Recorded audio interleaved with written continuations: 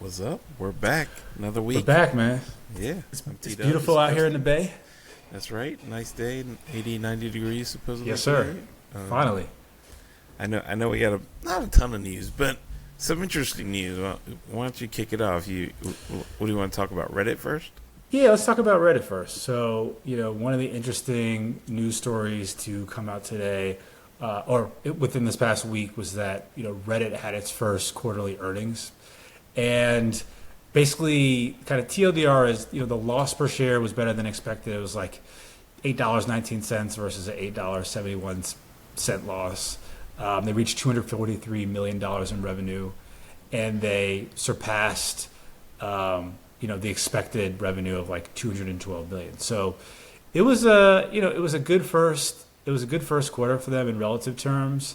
The revenue increased 48% from the previous year, and they're actually growing at a faster clip in relative terms than I think Meta, Amazon, and Alphabet. So for all those who are maybe a bit skeptical about Reddit as a public company, this may have been a good first test of their ultimate staying power as a public company, which is kind of interesting.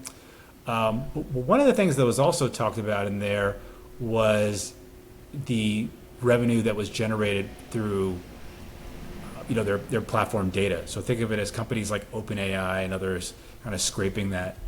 And there was an article that came out, I think yesterday, about this new public content policy that they're putting out, which is to basically balance licensing content to tech giants like Google, but also safeguarding user privacy. They're trying to thread the needle in a way that's not going to make their users upset, but that they can still generate revenue there.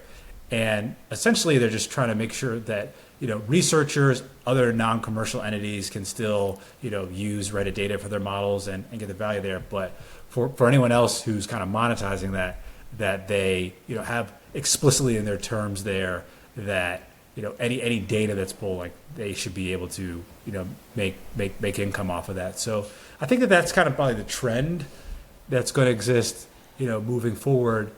But curious about your take on just Reddit, and I know we talked about this a little bit before, but now that they have this earnings come out and their place in the ecosystem, any thoughts around that? No, I've always thought Reddit. I mean, we've talked about in the past. It seems like everyone ultimately lands on community, right? Like even brands, Nike and Disney and all these things, ultimately want to curate their community. And Reddit coming out and just having an incredible platform and all of the time and energy spent, and it feels very, I don't want to say third party, but it feels like it is actually a anonymous and sort of safe area to make posts and be yourself and really cultivate a community where you don't have to be verified on Twitter or whatever. It's got some really interesting dynamics that I think are great. Like I definitely go down that path when I'm trying to hunt. When I try to get very in the niche of an understanding of things, Reddit is usually somewhere I'll go. I can't say it's my front page of the internet. I know that was their thing for a while. I don't go there for general news, but if I'm hey, I want to dig deep into one particular subject, I'm gonna go see if there's a Reddit community, and I'm gonna dig in there and see what kind of the cult is saying. Yeah, I think there's more or less. Like if I'm trying to get an answer, if I'm trying to learn more about a particular service or brand or things like that, I'll use Quora or Reddit.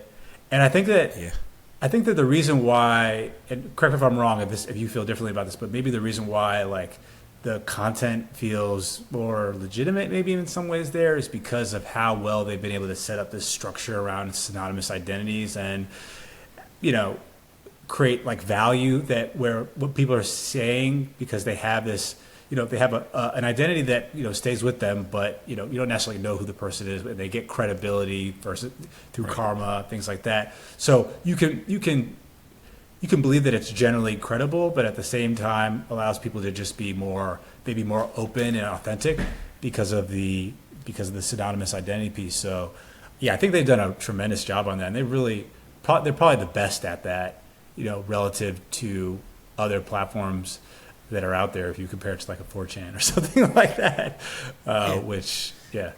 It feels like it's right on the cusp of that. You know, like we talked about, like you feel like if you're on it too long, you feel like you're like dancing on the corner of 4chan and going down the deep dark web.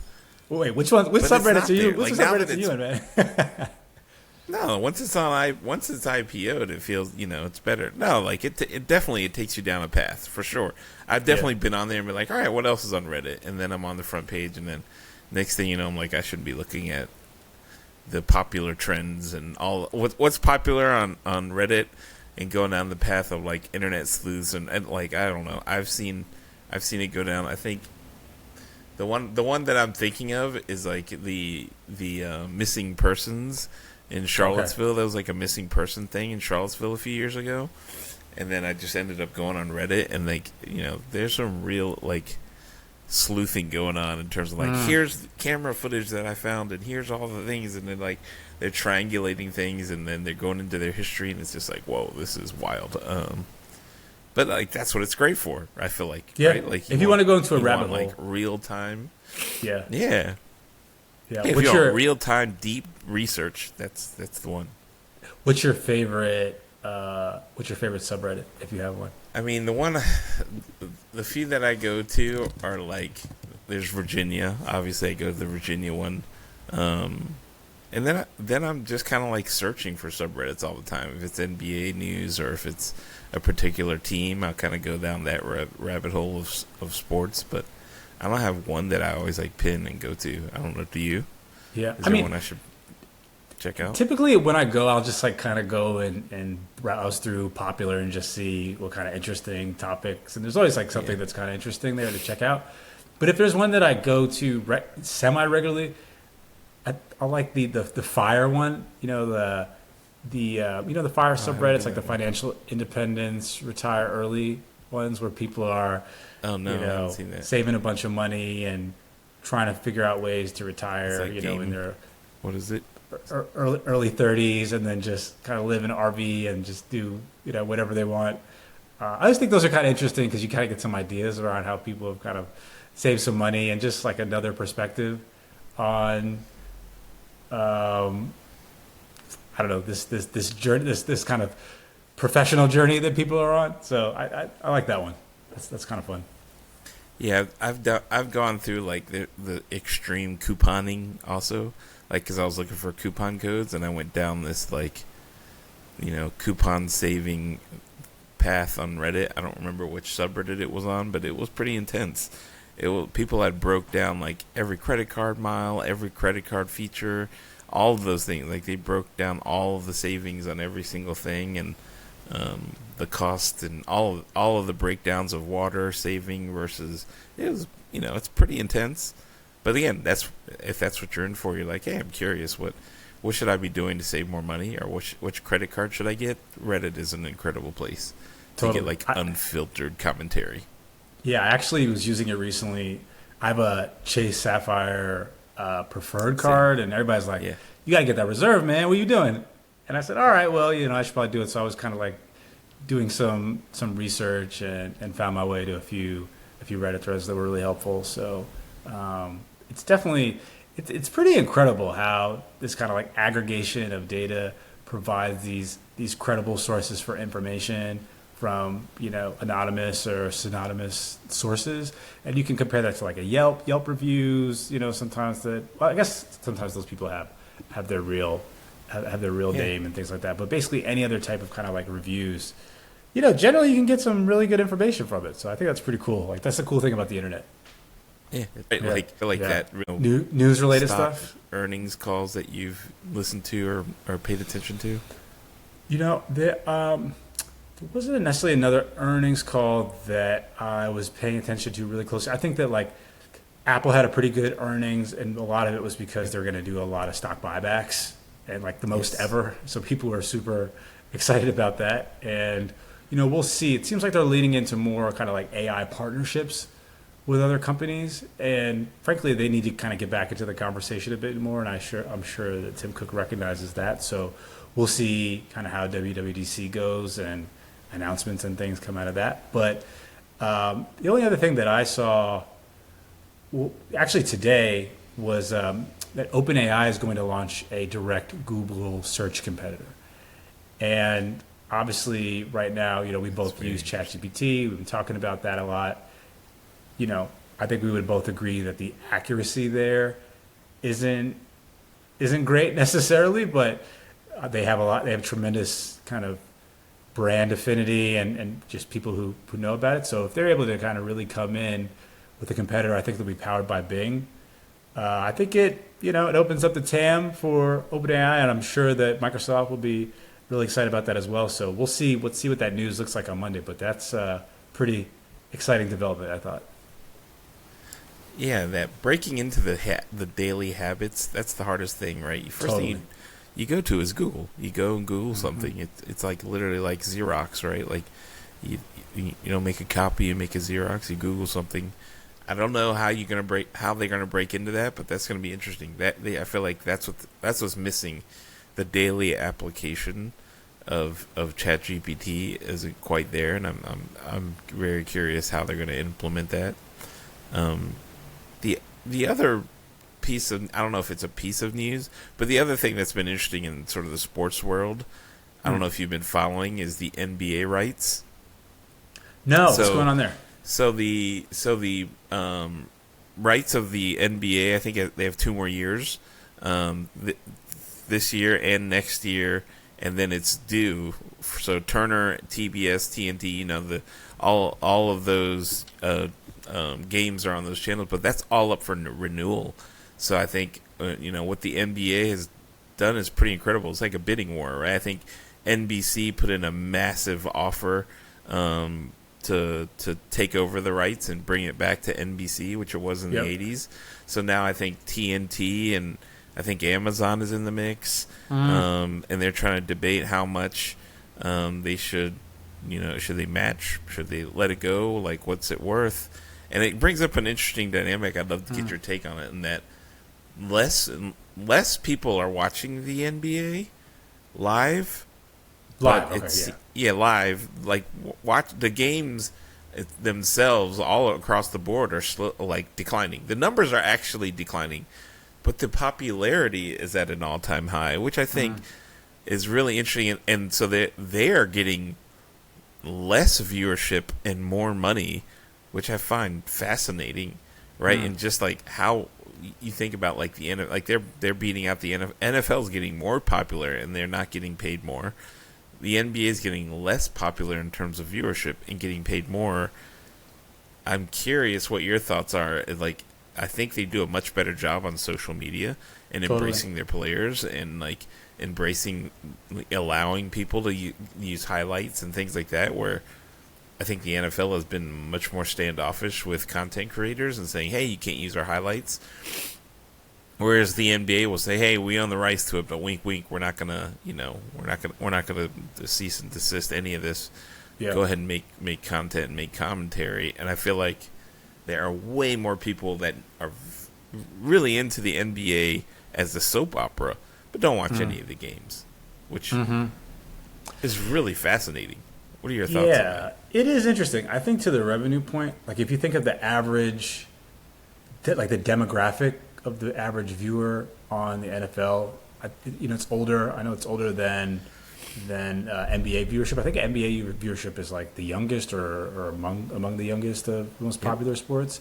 So this isn't necessarily the space that I'm most dangerous in, but I imagine that some of it is because they're just advertisers are just willing to kind of like spend more to get more eyeballs in front of like younger consumers, and that may be a part of it. One of the other things I thought was kind of interesting in terms of like the resonance of NBA specific content on social versus like football, other sports is, or just to kind of focus on football for a second. Football, everybody's got their helmet on. Like, unless you really know the players, how are you supposed to kind of like connect with anything that's kind of going on and Right. build real personas around them? Whereas NBA is kind Totally. of all up in the face. You can recognize the players, a lot of different settings, and there's also something about like the embrace post AI era, which they did not fully embrace, kind of like hip hop aesthetics and sensibilities where they have now, and black black culture is hip hop culture, which is world culture, and they've really embraced that, and that's the most popular culture, you know, that exists, and they are just very on trend across across all those things. Is that coming to a sort of tipping point, or is it crossed that threshold of like, I mean, jumping the shark, so to speak? Like, are we at the peak of where the NBA's popularity is, or do you think there's still room to grow? It's a great question. I think there's probably still room to grow. I think that, you know, it would probably have to be tied to maybe some more superstar talent coming outside of, core markets right now. So I think of core markets as like the US and Europe. So if we were to get some real kind of baller Asian talent into the NBA, I think that could really supercharge their growth. I think that, and I don't know how well it could work now relative to the technology that exists, but I think that an NBA, and maybe this would even tie into football as well, but I think if they could get it right in kind of those VR experiences or even AR experiences that are very immersive, where you're either looking at it from the perspective of that player in the game, or everybody can basically get courtside seats now and feel very immersive. I think there's a tremendous amount of opportunity and then additional revenue that could be generated through that as well. I think the technology probably has to catch up to that ideal experience. But yeah, just to kind of summarize, I think if you got more players from outside of core markets who are stars and kind of build and develop talent around that, that could be really interesting. And then more immersive experiences that actually kind of work. Yeah, and I also think, Caitlin Clark and sort of women's basketball movement is another opportunity for them to grow sort of mind share. They've done an amazing job at hyping up sort of the PR of like the off season. Like, I've been following the NBA my whole life. Even like, I could go into the summer league every year for probably the last, I don't know, 15 years. Yeah. And when I started, it was nobody. Like, when I say nobody, like the crowds were pretty sparse. It was just family, friends, handful of people. And then now it's a complete spectacle. Like, the thing is sold out. There's like halftime acts, and it's like a full on event. Which yeah, like that means they're doing a great job, because that's July, middle of the off season. Yeah, basketball in Las Vegas, and it's 110 degrees and it's miserable. And it used to be like only the junkies would go, and now everyone's going. People are just going just to go to a couple games and leave. And it's kind of it's really cool to see, like the game. It's a whole vibe. Really grown very mainstream. It is really cool. All of it. You're right. All of the basketball culture has really done an incredible job. Growing. I think social media really helped. Totally. I think that, well, maybe I'll make 2 points. I think that the NBA really understands in a holistic way how to create a great in-person and digital experience, and how to bring all those things together, like in a way that's accretive for their brand.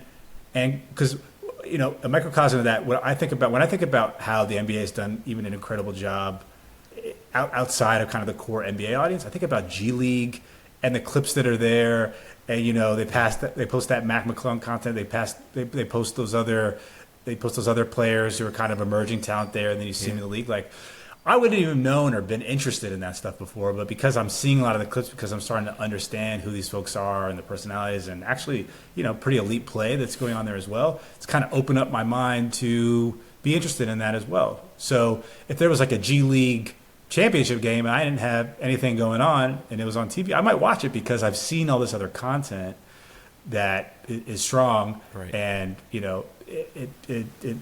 it's compelling. I think that they're just really great at understanding their community, understanding the real levers of growth, which is like just driving as many impressions as possible, right, to keep you top of mind. Because ultimately, and this kind of ties to my other point, The NBA is competing with Netflix, is competing with TikTok, is competing with you spending time with your dog, right? It's all about share of time.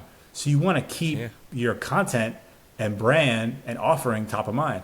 And the best way to do that is just to have like a Yeah. very holistic strategy. And it seems like they've, relative to the other,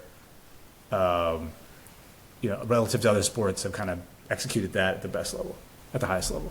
Yeah, the one thing they've done a really good job of is, as you said, is being progressive and embracing sort of, their athletes and the people and the culture. And I think that is something that is hard, right? Like people Yeah. don't want to change. You've got owners at the top who are, pretty. It's probably similar to NFL. Let's keep it real. It's pretty white, like older male, dominant, sort of culture. Like the Donald Sterling types, and like to move in and get Cuban. I mean, a lot of it maybe is a little bit of luck, but them just embracing sort of like basketball culture and quite frankly black culture, and Michael Jordan coming in and like instead of trying to suppress that, I mean they tried with Allen Iverson, but I think they just caught on like we can't. This is actually good for us, not bad for us. And I think that's where the progressiveness of the NBA has really helped a little. Sometimes I worry that it's like they are leeches on the culture, like, and they are taking advantage of sort of basketball and black culture, and trying to sort of like monetize it, and then the people really ultimately making the money are the owners, which that's a pretty negative way to look at it. But they've done a great job. They pay their athletes really well. They have collective bargaining. I feel like they've done a really good job spreading the wealth a little bit across, and not just having like the NFL where it's just like the owners are just minting money at the top. I mean, they definitely are, but like, Yeah. it seems like a little more spread. I don't know. What are your sure. thoughts on that? Yeah, I think so. I wish I had a better relative comparison in the other leagues and just kind of understood more like MLB and NFL, kind of how the players' associations were set up and how those structures were set up. But just as an average consumer and someone who kind of reads articles from time to time on the content, it seems like they're doing a better job. One of the things I thought maybe kind of interesting to talk about relative to this conversation about sports and the NBA in particular is kind of like the WNBA and coming out of this college basketball March Madness series, like the elevation of a lot of female players.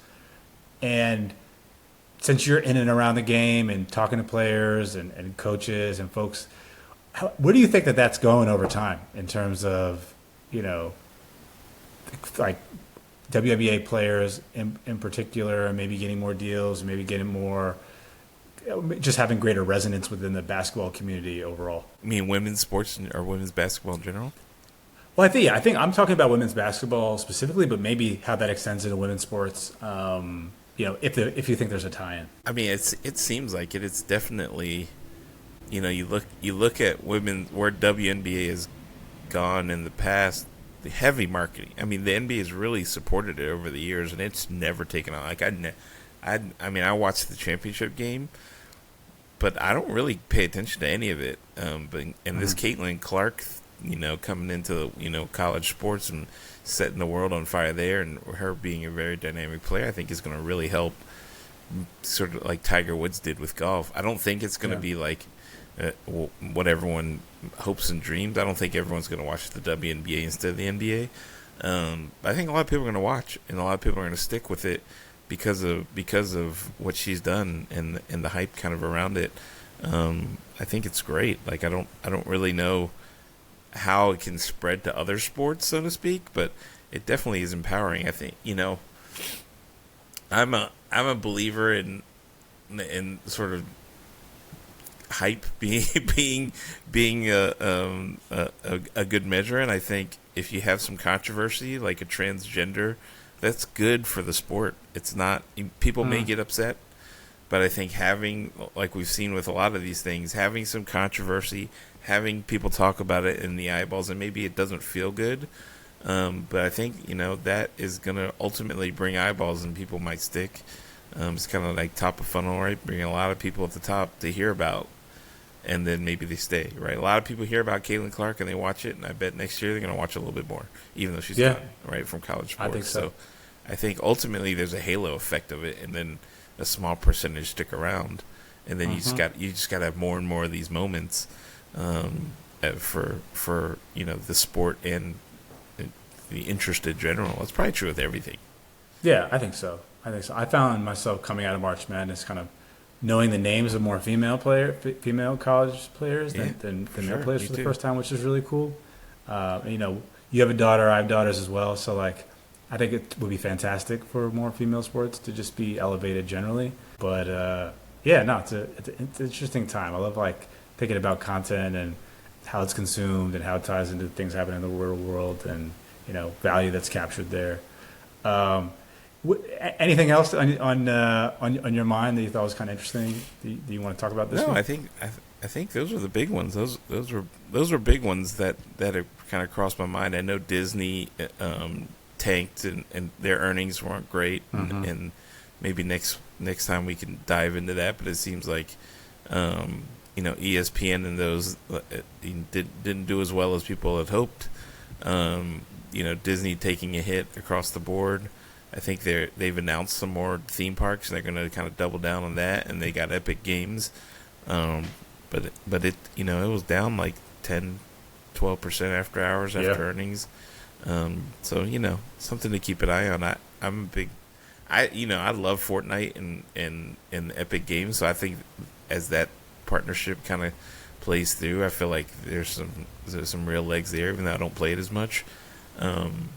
And then we'll see what happens. I think this NBA thing, the digital rights, is going to be big, right? I think depending on how this thing plays out, it could be Warner Brothers, it could be Amazon, it could be Turner. I don't know who's going to end up with it, but there's a lot of dominoes that are going to fall from this entertainment, right? Because after the NBA, if you miss that, then Yep. then what do? UFC, you go college, college is Right. locked up, so really you've got UFC, like that's the Yep. next thing, and then do you create your own content with the big three, or it's interesting, right? Like because live content, we've talked about it. There's not a Yeah. lot. There's not a There's lot. not a lot. Sports is like what people are most willing to pay for because that's like the thing that you kind of absolutely need to see live to get the same experience. And even so, based on the numbers, you don't even need to see it live with how quick social media That's takes true, over, right? Like Yeah, you're right. That's a fair point. I think that's fair for you can literally keep up with it on Twitter. You just if you follow the right people and you scroll through Twitter and you kind of doom scroll, you're going to get updates on all the games and get the highlights, and you don't. It's kind of amazing. It's like you said, it's an amazing time right now. It'll be interesting to see what ChatGPT and AI and all these things are going to do to enhance our sort of content and interest. Because it's funny. I was talking to a coworker about this generation of like our kids and maybe the generation below is going to be more about algorithms, less about they're just not going to be as good at search. So all of the things that we're accustomed to, we've got all this technical debt that we've built up Yeah. of using websites and email and all these things, whereas the kids don't. And I think it's going to be interesting. Like their idea is like, why do I even need to type in what I want? Why don't you just know it? I should just be able to scroll up. And Like TikTok. it should just get smart. Yeah, it should be like it should just get smarter. So it'll be interesting. I'm really curious how things evolve in the future with things like, eBay and Amazon. How are they going to embrace? Because most of these rely on older people searching for keywords, right? Like Yeah. eBay is very almost keyword centric driven. YouTube is trying to get out of it with shorts, as we've seen from our content. It's very it's getting better. But I feel like that's the next wave of people are less about, I know what I want, I'm going to search for it. It's more like, what are you going to show me that's interesting? And how you're going to help me discover content and tell me what I like. And it's just an interesting the onus is no longer on you to figure out, go and find what you want, and you're mad at the company for not showing you what you want. Now it's like you just sit back and say, all right, show me the content. If you don't show me the right content, I'm gonna go find some company that will. It's a total paradigm shift. It is a total shift in everything. It's fascinating. It's really fascinating to see. We'll keep up to date. I think whoever figures this out is going to be have a huge advantage, right? In this, and I think it'll like permeate across all of the thing, because like TikTok has kind of done it in short form, but it's not everywhere. But I think that if you want to capture that next generation, whatever you want to call it, Z, Y, the youngest, you need to figure out what they like and surface that content to them without them doing anything, which that's asking a lot. But it is. It's a big ask, but that's where things are heading, and someone will. The question is it winner take all or winner take most? And that's what we'll figure out. Yeah. All right. Yeah, it's gonna be fun to watch. We'll be back next week. Appreciate your time. Indeed. Yeah, of course. Make sure you subscribe, all that good stuff. Like and subscribe. Yeah, if you want more content, comment below. Sounds good.